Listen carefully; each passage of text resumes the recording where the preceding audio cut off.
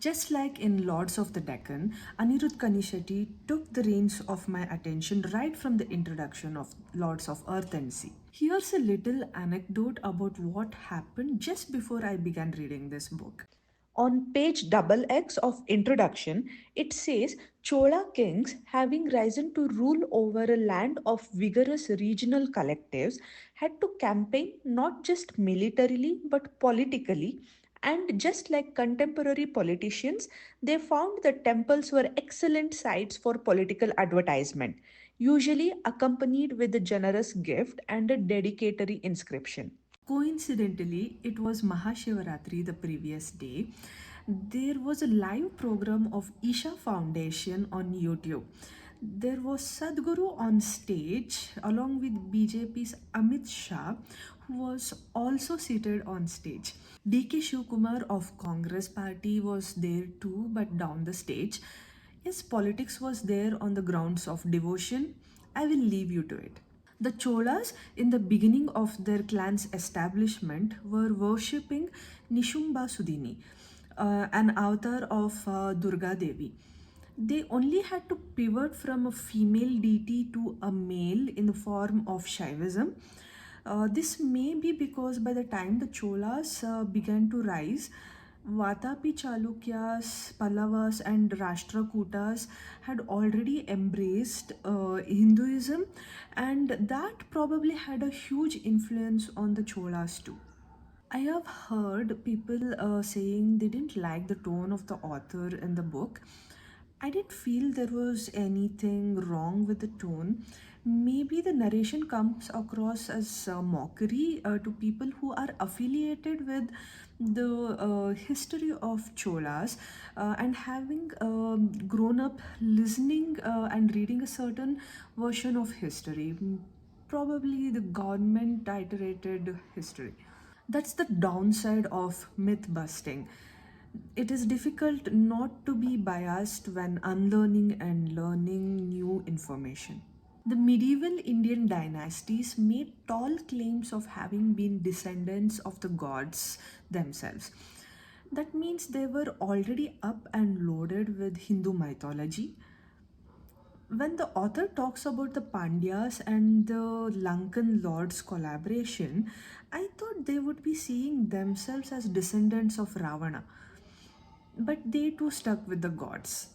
Nobody wanted to do anything with evil, not even by namesake, and everybody was self righteous back then.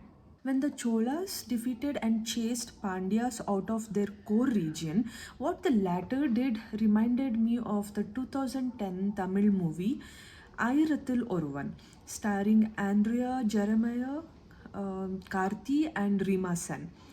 Just the story in this situation is the other way around. While the book explains title Rajaditya of Prince Kodandarama means son among kings, the titles of his loyal Velan Kumaran and Parantaka's military officer Gunavan are directly given in English, leaving me as a reader wanting to know the Tamil titles, what they were of Chola times and how exotic they might be. The relationship between Prince Kodandarama and his general Velan Kumaran sounds more like that of Bahubali and Katappa, sans backstabbing of the former by latter. I am Shweta on We Read That Too. If you don't want to miss recommendations of books that are worth your time and money, then subscribe to my channel right away. The more this book mentioned Sembiyan Mahadevi's Nataraja, the more I was reminded of the Vitruvian man. So I went looking if there was any existing research on comparison. I interestingly found two. Web links to those research articles are given in the description.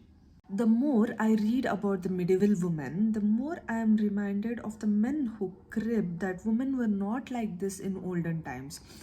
Like this, as in with independent thoughts, capacity to decide, at least to a certain extent, and so on. I want these men to read Lords of Earth and Sea. Women have always strived for their rightful place in the society, that is, with dignity. It is nothing new. Men should not be surprised by feminism. We often grieve over the temples that were destroyed by the Muslim invaders, but the same was done by the Hindu kingdoms too to one another.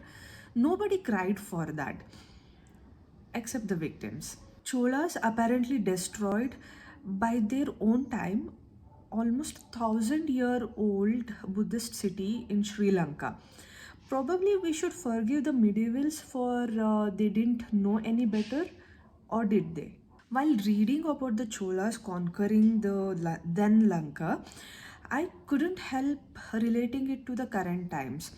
Imagine if the Cholas still existed now as a big conglomerate and trying to acquire Sri Lanka by various means. Every person calling every South Indian a Madrasi would be rallying with the chants of Namma Cholas.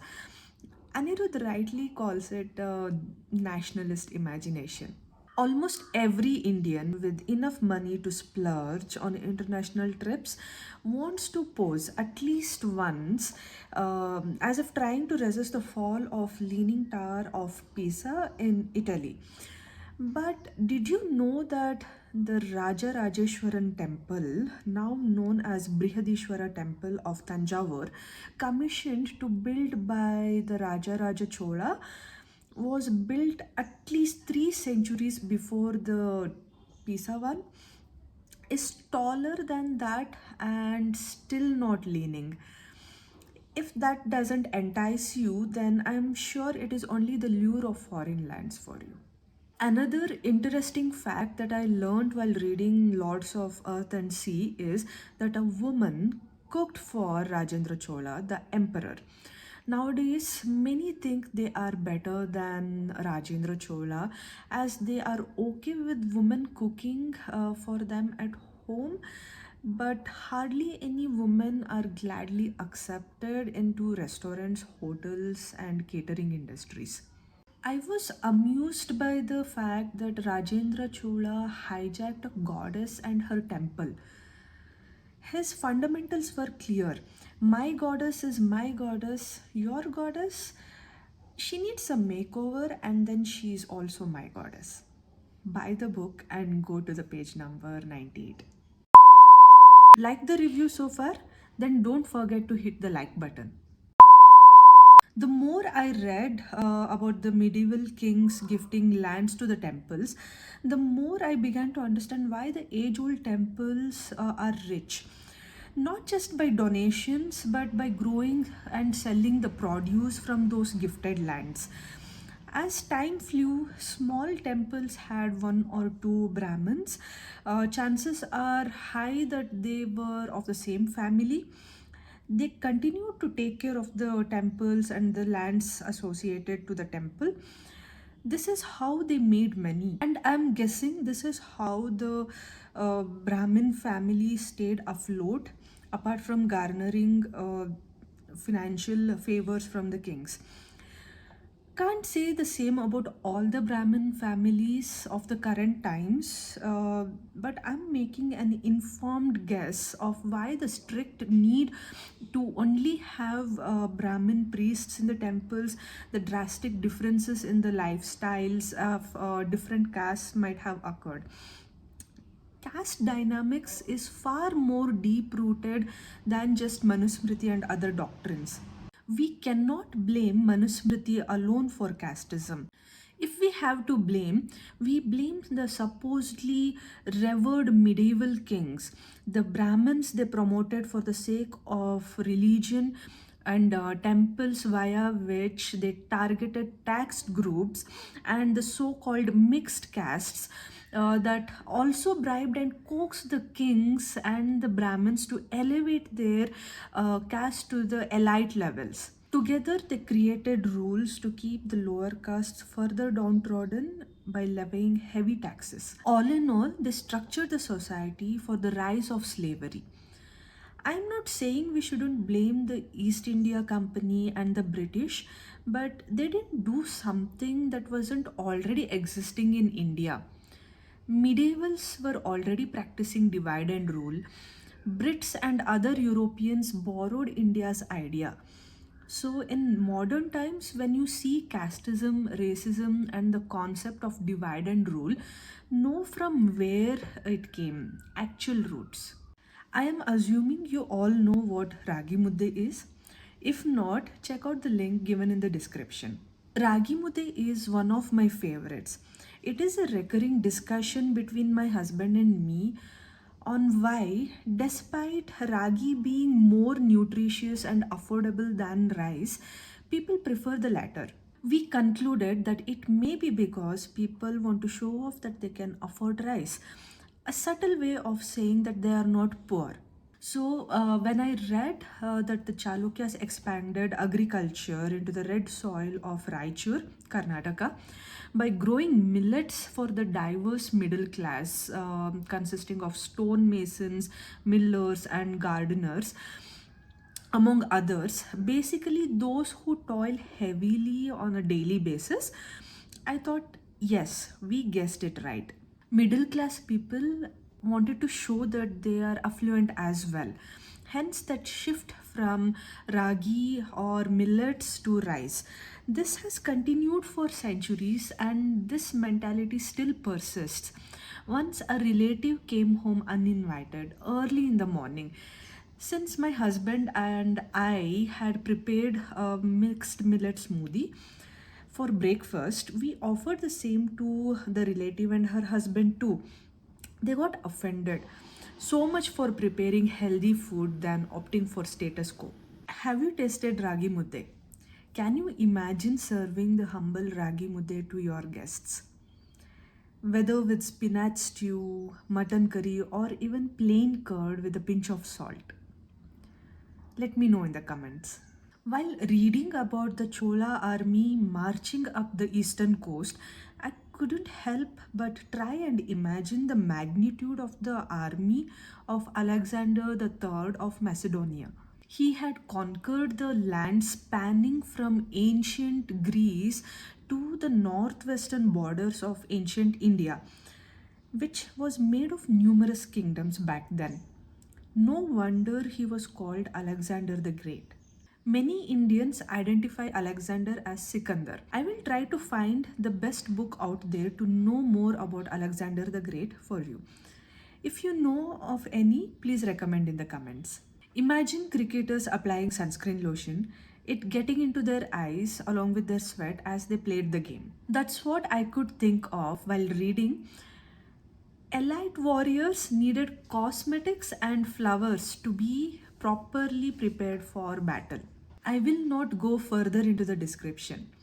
Just remember that these are medieval men, probably more masculine than those of current times, who are sprawled on couch trying to drag women down for applying cosmetics, which in other words is known as makeup. Don't even get me started with your askew logic of that was war. For us women, every day feels like a war in this patriarchal world. Reading Lords of the Deccan and Lords of Earth and Sea, I understood one thing for sure. The medieval kings and their kingdoms were never actually God fearing. For example, the Cholas revered Shiva, but didn't think twice before uprooting the divine idol of Bhairava from its divine place in Odisha and displaying it as quoted in much less respectable positions. It is like, my God is my God, yours isn't. Oh my God, what did I just say? Isn't this how all religions fight? Well, if you are thinking that this is how South Indian rulers behaved, then those belonging to other parts of India were no different. Please refer back to Lords of the Deccan.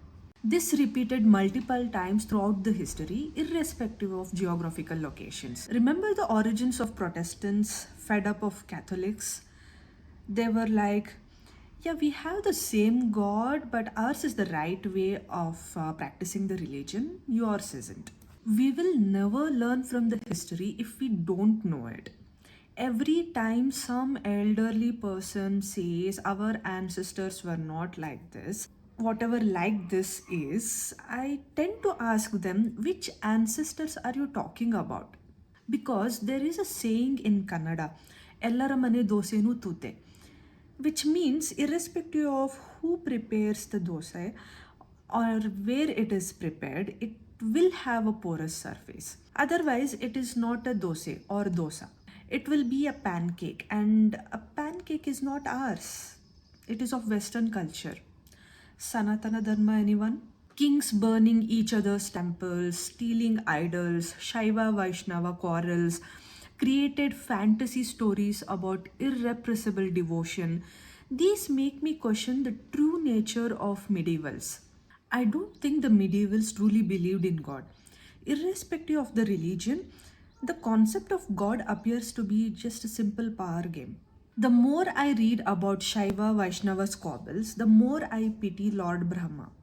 Despite being the creator of the universe, nobody actually cared about him. Not just the Cholas, even their merchants had impressive yet complex military markets at their service. There is another saying in Kannada, ಅಪ್ಪ ಹಾಕಿದ ಆಲದ ಮರಕ್ಕೆ ನೇಣು ಹಾಕೊಂಡಂಗಂತೆ, which in literal translation means like hanging oneself from a banyan tree just because it was planted by their father. It is interpreted as repeating or substantiating the mistakes made by our fathers and forefathers instead of rectifying them. Although this doesn't apply to Rajendra Chola, as he outdid his father in strengthening his empire, be it building exorbitant temples, waging unimaginable wars, and creating canals and reservoirs. The lesson here is to be better than our ancestors. Know someone who would like this video? Then share it with them. While reading about the merchants' lives on the lands of far Southeast Asian countries, I wasn't able to concentrate. Why? Because my mind kept going back to all those cinematic videos of the Hindu temples in those countries that are played on social media, having comments from delusional regionalists claiming them all in the name of Cholas. These regionalists don't even leave Angkor Wat alone. Those countries, although touched briefly and a few heavily influenced by the Chola merchants, already had Hindu temples and used Sanskrit before the Chola forefathers thought of getting into politics. Listening to these regionalists is like listening to the British saying they came, they saw, and occupied India because before them all Indians were barbarians. Duh. Do you think these medieval kings ever asked themselves the rhetorical question, what is in the name?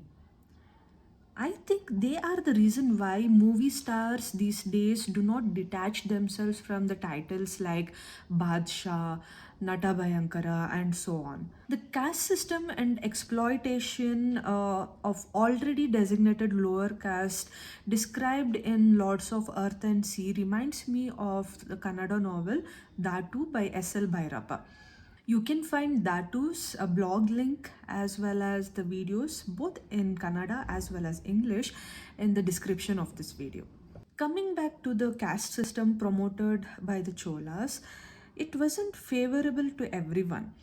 Long story short, they probably are the reason why the names of the castes like Palli, Parayar, and Vellala are being used as slurs now. The apple really doesn't fall far from the tree. Discredit, disregard, and disrespect. That's the philosophy in practicing the caste system. In Lords of the Deccan, we see Chalukyas elevating their favorite clans by declaring them to be Brahmins. Not sure if the Cholas did that too, but they definitely downgraded certain clans. Interesting to see how a few people, powerful people, changing the course of others' lives for centuries to come. Casteism never favored anyone else except those who created and promoted it. Now, after many centuries, thanks to the reservation designed by Dr. B.R. Ambedkar, casteism is no longer favorable to those who initially promoted it. I wonder what the Chalukyas and the Cholas would say about the new world. Interestingly, the book shows an image of an idol claimed to be of Kannappa, the mythical hill chief and an ardent Shiva devotee. I'm assuming this is the famed Bedara Kannappa, immortalized in the minds of cinematic generations by revered Kannada veteran Dr. Rajkumar centuries after the Cholas. Kulotunga III probably needed to implement ISO 9001 standards in the Chola kingdom to bring in the concept of continual improvement. He then probably would not have been doing the 11th century stuff in 12th century during his reign. But before we taunt Kulotunga III, aren't we also doing the same things that our previous generations did? I'm not talking about eating, sleeping, waking, bathing, or anything else in your routine to keep you healthy and alive. You know very well what I'm talking about.